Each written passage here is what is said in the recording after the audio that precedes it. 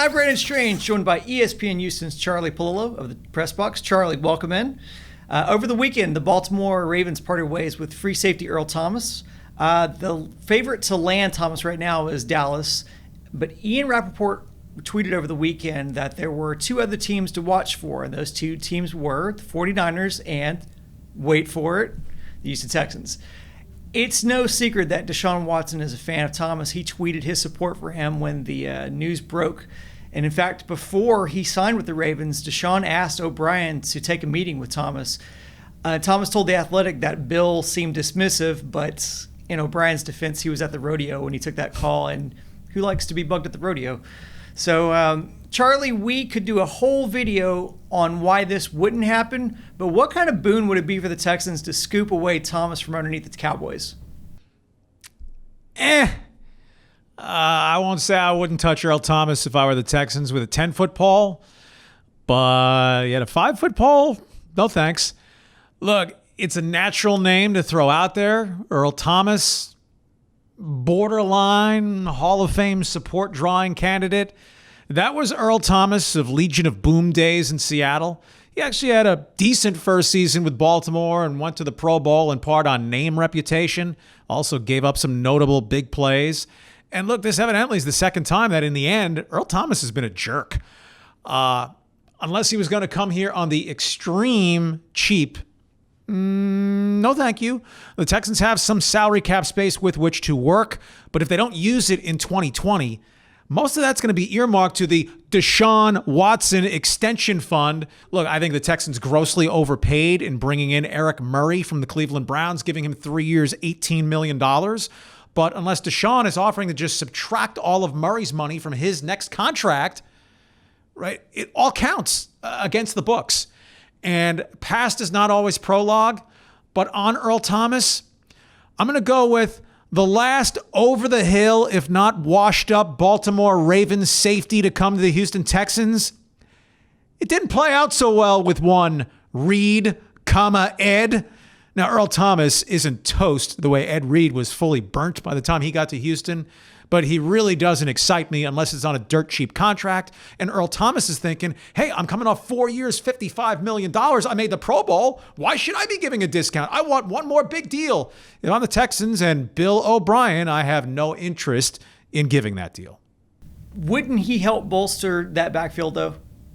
Look, as a football player, I would probably take Earl Thomas over Eric Murray for 2020. But not if I have to pay Earl Thomas $12 million on top of $6 or $8 million I'd then be eating in dead space on Eric Murray. So Justin Reed needs to be the best safety in the Texans secondary for 2020 and the at least near-term future. So in a vacuum, Earl Thomas over Eric Murray or any other current second-best Texans safety, sure. But Earl Thomas isn't as good as he used to be, and I'd rather not have a guy who chooses to punch out teammates when Earl Thomas was being called out for blowing a coverage in practice. So at the beginning, we talked about how Deshaun is clearly a fan of Thomas. I mean, they also share an agent, so that's probably a little bit of it too. There might be a little bit of business mixed in there. But Deshaun hasn't signed a contract still with the Texans here. And so, I mean, it's not imperative, but obviously that's coming up, between Thomas and then DeAndre Hopkins, who was also, Deshaun was a fan of his as well. Does Bill O'Brien run a risk here of hurting his relationship with Deshaun? Does he make the negotiations harder for himself by either, not taking Deshaun's opinions or advisement on some of these talent to surround him with? It's a fair question. If Deshaun Watson secretly is keeping a tally board of Bill O'Brien didn't do this, Bill O'Brien got rid of that guy, Bill O'Brien didn't bring in this guy. Sometimes you can be cutting off your own nose to spite your face. But I don't think this should be mushrooming into a problem if in the end the Texans offer 240 million reasons, 140 million of those guaranteed for Deshaun to pledge his oath and fealty to the Houston Texans, if not for Bill O'Brien for the next half decade plus.